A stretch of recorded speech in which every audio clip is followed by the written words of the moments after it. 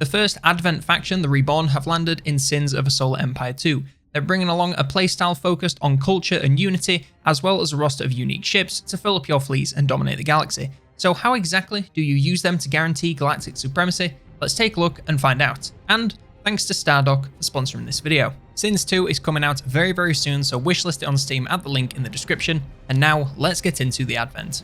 Let's start with their playstyle. Their unique item is the Temple of Purification, and it's extremely useful when fighting nearby to planets with one build. When an adjacent gravity well is cleared of hostiles, all friendly ships in the well will restore hull and shields for a short time. It's nothing crazy, but it'll get your ships in fighting form a lot faster than sitting around waiting, so I'm not complaining. This can be upgraded with research to significantly increase the healing per second, making it extremely worthwhile to spread these throughout your empire as you go to keep your ships in tip-top shape. The Advent faction also has a much stronger focus on spreading culture than everyone else. It not only allows them to make full use of their Unity abilities, which I'll come back to in a second, it also grants them greatly increased crystal mining on planets, which will definitely come in useful as they tend to spend a lot in everything they do. Their unique mechanic is Unity and Focus.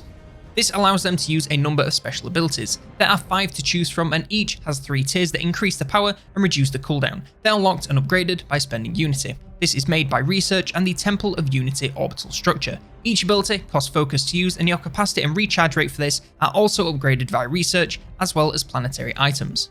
Clairvoyance grants vision over a target's planet and its connected phase lanes. This comes in handy when you're about to launch an attack on another empire and want some intel of what's waiting for you on the other side, so you can make sure you're prepared. Alternatively, it can be useful for using on a gateway world to keep an eye out for incoming hostiles, so you can react and move your fleets in place in time for an intercept. The upgrades here are simply increasing the duration whilst reducing the cooldown, allowing you vision for an extremely long time on an extremely short cooldown. Next up we have Recall. After a short delay, all allied ships in the target gravity well are transported to your home world. This is obviously incredibly useful for pulling your fleets out of a battle that's turning sideways, especially if the enemy has some kind of phase jump inhibitor. The long delay before transportation happens does mean you have to be quite preemptive when using this and not leave it too late, making retreats essentially pointless. The added healing units gains all defensive stats is a nice bonus, but just be aware that travelling all the way back to your homeworld can mean potentially a very long journey back to your front lines, so if you're defending your own territory and have no other fleets in place, you'll likely lose a lot of ground before they can get back.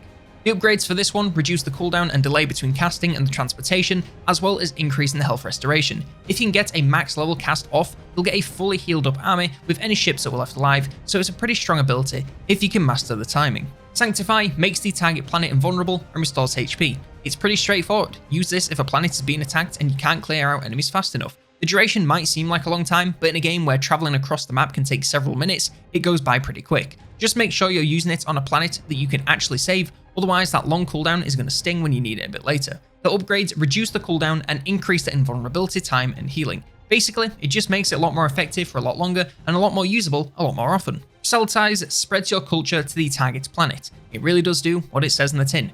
Culture integrates with a bunch of their research, making your planets more productive and earning your ships faster XP, so it's always useful to be the dominating culture everywhere you can get it. If you're trying to capture a planet away from an enemy, spreading your culture to them before moving in with your military isn't a bad idea. The upgrades reduce the cooldown and increase the rate of culture spread as well as the duration, essentially making it a lot harder to defend against. It may not seem all that powerful by itself, but once it combos with the next ability, it will seem a whole lot better. Lastly, we have Conversion. This causes damage to the target planet if it's owned by an opposing empire and dominated by your culture. If the planet becomes neutral whilst active, it will then immediately join your empire. This is essentially a way to inflict damage on planets without the need for planetary assault ships and secure an instant colonization if they get taken out whilst it's active. When you're attacking enemy territory, this can be extremely useful to quickly take down and secure enemy planets without the need for a colonization ship. Using it alongside planetary assault ships will spell for a quick defeat for the planet, so it's well worth the investment. The requirement of your culture being dominating does mean it takes quite a bit of setup,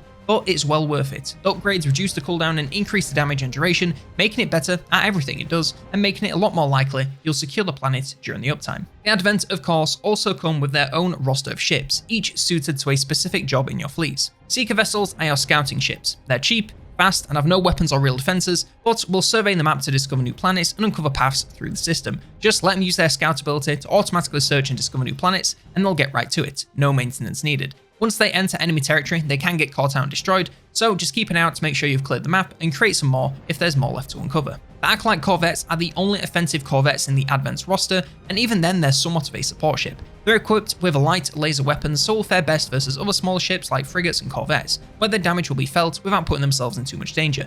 Whenever they deal damage, their harmonic reactors will store a small amount of antimatter. This can then be transferred to other ships, normally your capital ships, to restore their antimatter reserves, allowing them more frequent uses of their abilities. Even though their damage isn't the greatest, it is still worth taking a few of these with you even into the late game to make the most of that antimatter generation, especially in those longer fights. The Disciple vessels are your standard starting frigates. They have medium lasers, so deal decent damage to other ships of a similar size. There's not really much to say. They'll be your standard units for much of the early game, and once you get some research under your belt, their damage will scale well into the later game. They're a very basic unit, but they know their role and they do it well, so you can't really complain. Missionary vessels are your colonization ships. They're slow moving and have no weapons or defenses, so want to avoid combat at all costs. Bring them in once an area has been cleared and use them to colonize new planets, simple as. The Purge vessels are your planetary assault ships. In ship-to-ship combats, they're essentially worthless since they're slow-moving and don't have the weaponry to take on other vessels. However, if you're assaulting a planet, then they're brilliant. Their weapons deal vastly more damage than basically any other ship, so will speed up your assaults significantly. If you really wanted to optimize keeping them safe, send in your main force first to clear out other ships and defenses, then bring these in to take the planet. If they all attack at once, they'll get right to work and technically finish their job faster, they'll just be in a lot more danger whilst they do.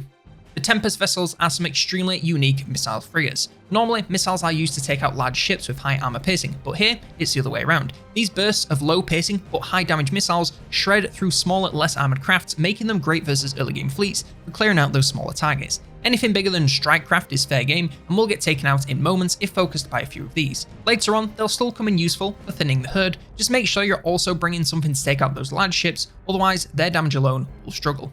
The Vigilis Sentinel is your anti-strike craft cruiser. Later on, with all the capital and other large ships floating around, strike craft can be everywhere and very difficult to take out for larger ships with larger, slower weapons. This comes with a boatload of light weapons, allowing it to effectively deal with smaller crafts in moments. Its damage against anything larger will be pretty pitiful, but if their strike craft have been eliminated, keeping the rest of your army safe, they're doing their job, so I'm not complaining. Another straightforward option that you don't need too many of, but it's always worth bringing at least a couple so you're ready for any occasion. The Area Drone Host is the total opposite of the last ship and instead focuses on supporting several squadrons of strike craft. Outside of this, it has no weapons of its own, so is functionally a mobile hangar. These strike craft can be really strong versus all kinds of ships, and if enemies don't have something to take them out, they can do their jobs fairly uncontested all battle long.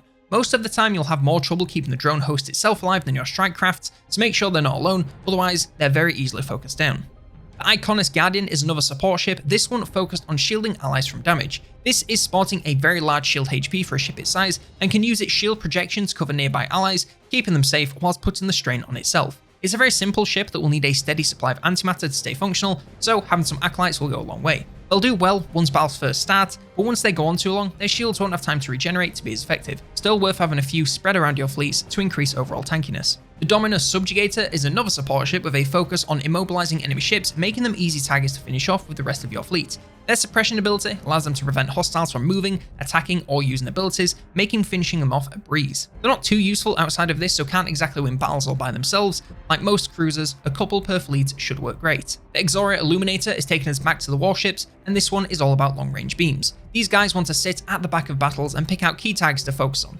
Their long-range damage is reasonably high and will have no problem punching through the defenses of most things you can put in front of it. It is a lot better versus large ships since they're a lot easier to hit and you don't have to worry as much about dodging. If smaller ships come their way, they're not going to be the greatest, so keep some support nearby to keep them safe. Later in the game, you can bring quite a few of these to take on large enemy ships, but scale them up over time to avoid finding yourself outmaneuvered. The Desperate Crusader are more or less another step up from the Illuminators. Their damage and penetration are on another level, making them devastating versus heavily armored targets like elite ships and defensive structures. Their range isn't quite as long, so they do have to put themselves in danger to get this damage off, but as long as they take out their targets, they should be safe and sound. As usual, they struggle versus smaller ships, so keep a mixed army at all times. I bring a few of these into the later game, but still lean more on Illuminators since they're just a bit more versatile and safe to use. The Radiant's battleship is the first of the capital ships and it is the most combat focused of the bunch. It's incredibly heavily armored with weapons to take on large and small targets alike, as well as a squadron of strike craft. there isn't really much it can't fight, so it really comes down to getting it in there and watching the fireworks. There's a couple of highly damaging abilities, as well as a taunt that synergizes excellently